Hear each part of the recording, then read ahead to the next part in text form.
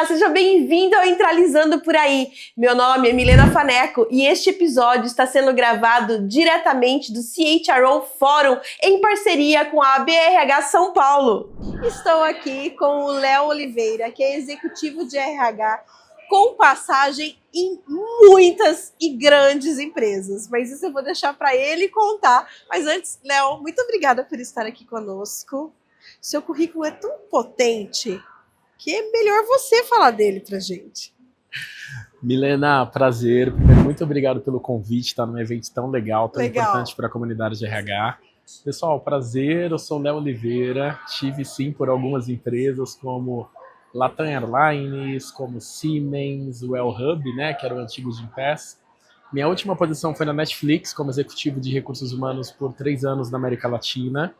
E agora, recentemente, eu fundei uma startup de inteligência artificial que se chama Humanos IA, que é uma plataforma específica para poder ajudar a liderança e os RHs a tomarem decisões baseadas ali em benchmarking, informação, baseado em toda a jornada do colaborador.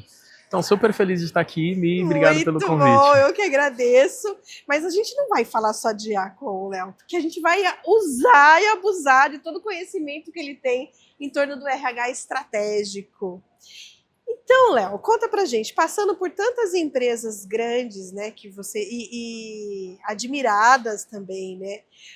Conta pra gente o que é sair do modelo de RH tradicional e ir para o modelo de RH estratégico, né? Qual é a diferença? Qual que é o passo decisivo para essa transição que vai fazer diferença lá na frente? Legal. Bom, eu vejo assim de diversas formas, porque como eu atuei em diversos segmentos, né, a gente tem um mito, né, do RH estratégico, mas o que de fato é esse RH? O que de fato é RH? Então eu acho que compreende assim, dependendo do segmento, dependendo da área que você está.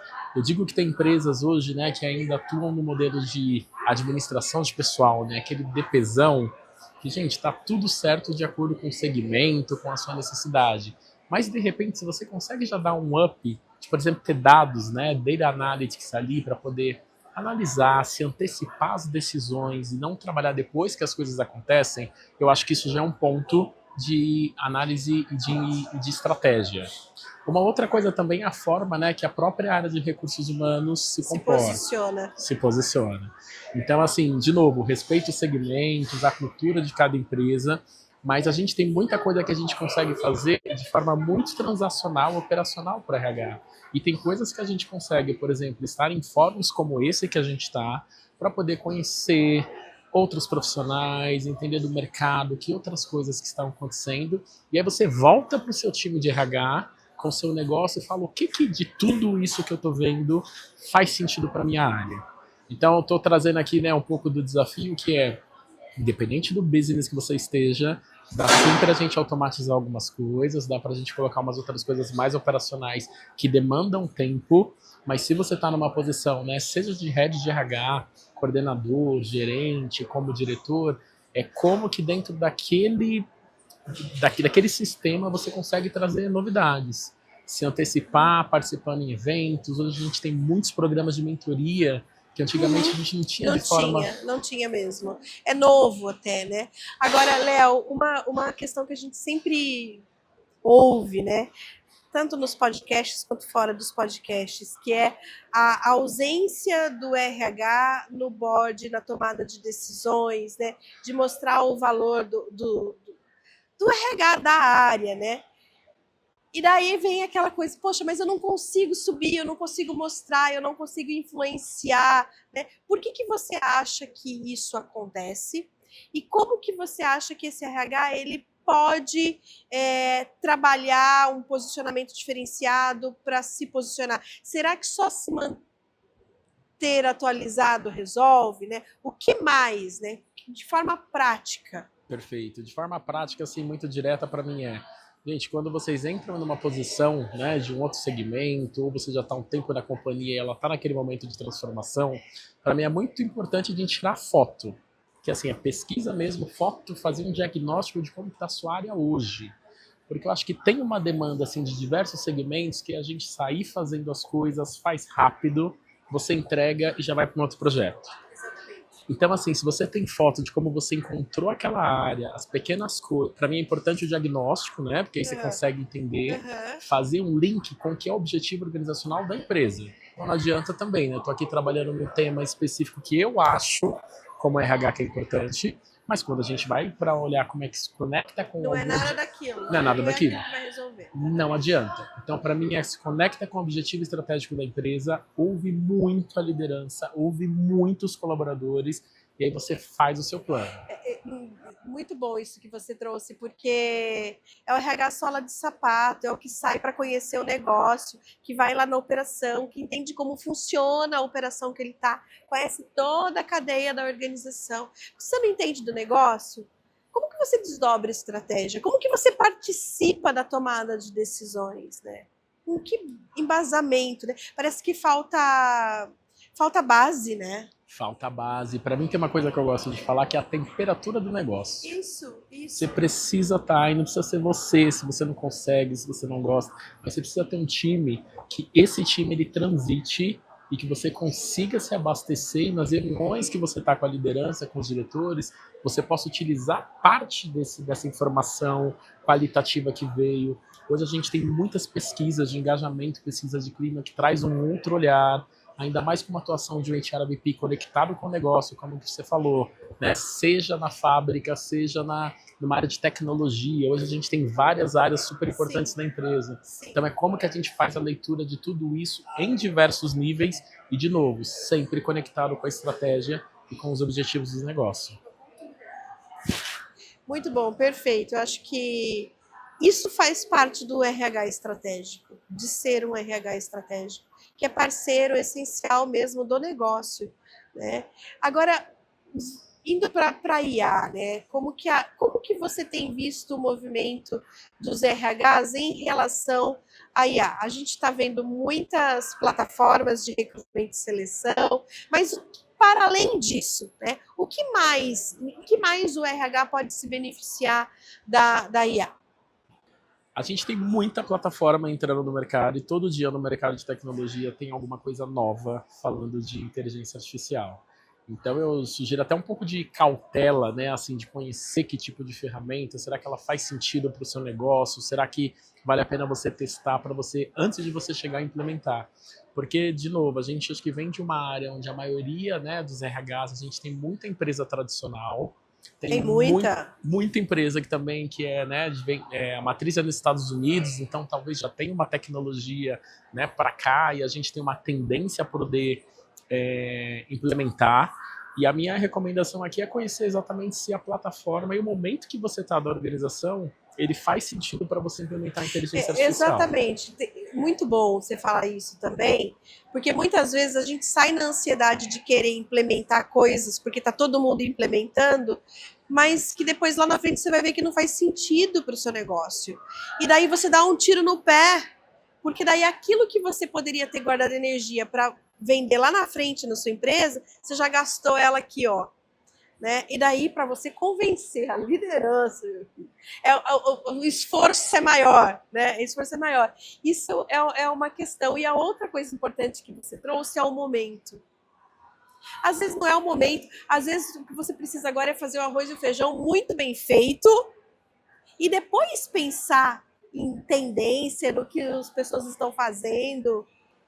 Eu super concordo, viu, Mi? E para mim é exatamente isso. O que eu estava falando, né, de planejamento, você fazer diagnóstico, conectar com o objetivo da organização, os OKRs, porque isso facilita muito aonde que você tem que focar sua energia, direcionar o seu time. Em contrapartida, eu também não acho que a gente precisa ser muito lento, tá? Até porque, né, eu sou entusiasta de inteligência artificial e eu acho que, de verdade, assim, as coisas daqui a 6 meses elas já estarão num outro patamar. Não dá para perder o time, mas também não dá para se apressar. Exatamente. Então, acho que é um mix disso. Entende planejamento, equilíbrio, conhece do seu negócio, conhece as soluções, porque tem muita solução legal no mercado, e aí você fala, olha, realmente isso aqui acho que faz sentido para mim, e de novo, conectado com o planejamento, que coisas que eu consigo entregar. Agora a gente está no finzinho de 2025, né? Mas eu gosto de pensar, legal, o que eu faço agora? O que eu faço para 2026? Né? A gente já não tem muitas empresas que fazem aqueles planejamentos, né, estratégicos de nossa, 5 anos, né? A Não, meta, tá diminuindo. Antes era 10, 20 anos, Isso. 10 anos, 5 anos, 3 anos, 2 anos, ano que vem. Exatamente. E aí a gente ainda tem, né, os OKRs, as metas, que a gente fica a cada Sim, 3 meses, 6 sim, meses, às vezes revém. mudando. Então, assim, acho que tá tudo certo. Que bom que a gente está se adaptando a isso. E eu acho que a tecnologia que vai ajudar a gente a cruzar o que é meta, o que é a nossa necessidade e que de fato vai poder calibrar e acelerar. Agora, com tanta oferta no mercado, né, de como que as empresas podem se organizar ou se existem alguns elementos que precisam fazer parte do seu planejamento para elas conseguirem enxergar qual é a melhor ferramenta para ela, o produto que ela tem. Olha, eu acho que eu acho que varia muito de cada empresa, cada segmento, né? Assim, eu venho percebendo no mercado que tem muita empresa que já tomou a frente, já entende, tem uma área, né? Os CTOs, as áreas de tecnologia que estão super à Que já estão frente. olhando para isso. Tem outras que não. O que eu diria, assim, de uma forma geral, é comece pequeno. E aí a gente tem um monte de soluções que, assim, você consegue testar. Pega um time piloto, né? Sempre a gente tem nas organizações, seja testar próprio dentro do Sim, RH, sim. ou de repente uma área de Uma área de inovação, inovação. testa, coloca, analisa isso, faz a conexão de novo, planejamento estratégico, entendeu, pegou os aprendizados, porque, de novo, a gente precisa de dados, né? Só colocar por colocar, a gente se queima com o negócio, né? O CFO Exatamente, não senão vai tira dar. no pé. É tiro no pé, CFO e CEO vai falar, por que você não está fazendo seu dia a dia, e está focado nisso? Mas se a gente consegue fazer um bom diagnóstico, ter um planejamento, acho que é muito mais fácil de você poder justificar isso depois e sempre com base em dados. E aí volta no primeiro ponto, que é o depara, né? Como que estava antes, quais foram as soluções que foram colocadas, e aí você mostra depois como é que tomava a decisão, quanto tempo demorava, eficiência, a cultura, e com inteligência artificial, o quanto que isso melhorou a sua realidade. Acho que isso é uma Ô, super Léo, mas você credibilidade. trouxe uma habilidade aí que nem todo profissional de RH tem, que é analista de dados. Não, mas não é? Então, olha só, essa é mais uma habilidade que precisa entrar como hard skill do profissional de RH, que é analisar dados, porque os indicadores estão aí, as métricas estão aí, né? Para você poder ter essa tomada de decisão e ser o mais estratégico possível, você tem que. O dado tem de monte, mas é como que você faz o melhor uso desses dados para você tomar as melhores decisões. Eu concordo 200%. E quando você brincou, né, que eu tinha passado por diversas empresas, realmente eu passei em uma delas, eu cheguei a morar no Chile, atuando com remuneração. E foi um passo muito intencional, porque eu entendia que a gente tem diversos BPs que são excelentes, mas para mim ter o background ali, o conhecimento de remuneração, olhando para indicador, quanto que custa se aumentar R$ 3 no vale-refeição, o impacto disso no PNL. Então, assim, isso para mim foi um movimento que eu fiz intencional. Acho que hoje a gente tem muita coisa já disponível de novo na internet, cursos, como é que a gente cria as coisas, como é que a gente se capacita. Mas eu queria deixar um ponto aqui que é simples e possível de fazer com os dados que a gente tem. Assim, a gente já tem muita realidade, que é todo mundo roda a folha de pagamento, tem lá o tempo, né, de contratação e recrutamento e seleção, tem, enfim, coisas do nosso dia a dia. Comecem medindo esse timing, né, esse tempo para contratar um profissional que a cadeira ficou vazia. Super dica. Começa verificando ali o custo de folha de pagamento, fazendo, e cria um comitê. Esse comitê você pode ali a cada 2 meses discutir com o CEO do negócio, com o diretor de uma área. De novo, pode ser uma área piloto, e ali você vai melhorando, pode incluir depois horas de treinamento, horas extras, e aí você já vai criando uma maturidade e uma cultura de dados, porque antes da gente sair apresentando, a gente precisa organizar os dados. Né? Pois, exatamente. Então, é um desafio, Exatamente. se a empresa não tem essa cultura de dados, assim, pode ficar um pouco mais complicado, mas eu acho que no dia a dia a gente já tem muitas áreas que a gente pode mensurar. É complicado até para você, porque esse é o idioma que a alta liderança entende. Perfeito. É dado que vai virar isso aqui, ou para menos ou para mais, ou de perda ou de ganho. Perfeito. E tem uma coisa, gente, CEO gosta de ROI, impacto no ROI. todo projeto que a gente precisa levar, você precisa, de novo, linkar com o objetivo estratégico e ver como que você consegue mensurar isso, porque senão não adianta. A gente continua, né, ficando queimado e é o que a me trouxe, que é o tiro no pé. É o tiro no pé. Muito bom. Agora, caminhando pro final, porque já tá acabando. Ah, que rápido! Muito rápido! Mas fica o convite de você ir para Campinas pra gente gravar um episódio completo lá. Vai ser um prazer. Muito bom. Léo, qual tendência de RH não vale A, tá? Está super valorizada, né? E qual que você acha que tá esquecida? Super valorizada? Nenhuma, quer ver? Olha, super valorizada eu acho que não. Acho que Não? a gente tem tanta oportunidade assim ainda de elevar, né, as nossas áreas e estar mais conectado com o negócio e fazer demais. Então, eu acho que nenhuma.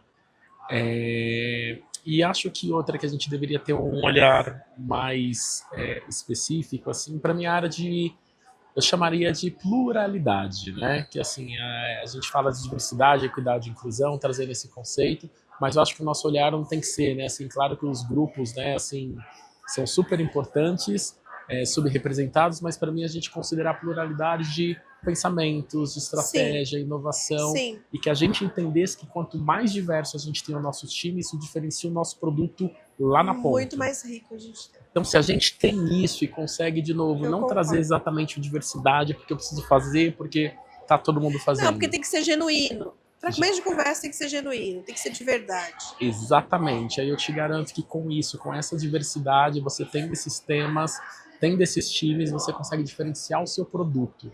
Diferenciou o produto, vai ter um impacto diferente lá na ponta, na construção e no resultado. Muito bom. Agora, para fechar mesmo, né? Olhando para a sua empresa, que é uma prestadora de serviços para as áreas de RH, né? E você navegando e circulando entre tantas empresas, qual é a dor que é mais comum em todos os RHs? A dor que é mais comum em todos os RHs, eu diria que eu acho que é a questão dos dados. Eu acho que os dados, né, a gente vai e volta, né? E a gente fala dos dados, mas eu vou colocar um pouco diferente, que para mim são os dados e planejamento. A gente está acostumado a sair tomando decisão, né? E aí as coisas acontecem, vira uma crise. Eu acho que falta mais planejamento. Se a gente consegue fazer um planejamento estratégico, independente dele mudar no meio do caminho, você já consegue visualizar como que vai ser aquele ano. Sem dúvida. E aí você consegue trazer, coloca um pouco de foco, uma squad para dados. Agora a gente precisa olhar para uma outra coisa que é um outro projeto. Não tem problema, você já tem um norte onde você tem até tempo para errar. Exatamente. E qual que é o risco, qual que né? É o risco? Assim, você pode calcular um risco, você pode... Sim. Então eu trouxe dados aqui, mas acho que quando a gente faz o planejamento de uma forma mais macro e você consegue ter e dar autonomia para os times, conexão com a liderança, a gente não pode deixar de estar conectado com o negócio. Acho que isso é uma outra dor aqui terminando, e acho que eu falei um pouco, é não tomar decisão no nosso achismo, no nosso conhecimento. Exatamente. Conecta com o negócio, pergunta para o seu cliente, pergunta para o indivíduo contribuidor ali, para o funcionário, né, que está na base, conecta tudo isso, que certamente a gente consegue fazer um planejamento e muito mais legal. Muito bom. Muito obrigada, Léo. Adorei ter você aqui. Fica o convite, reforça o convite para ir para Campinas e um excelente final de terça-feira para você. Obrigado pelo convite, Mi. Sucesso. Sucesso para nós.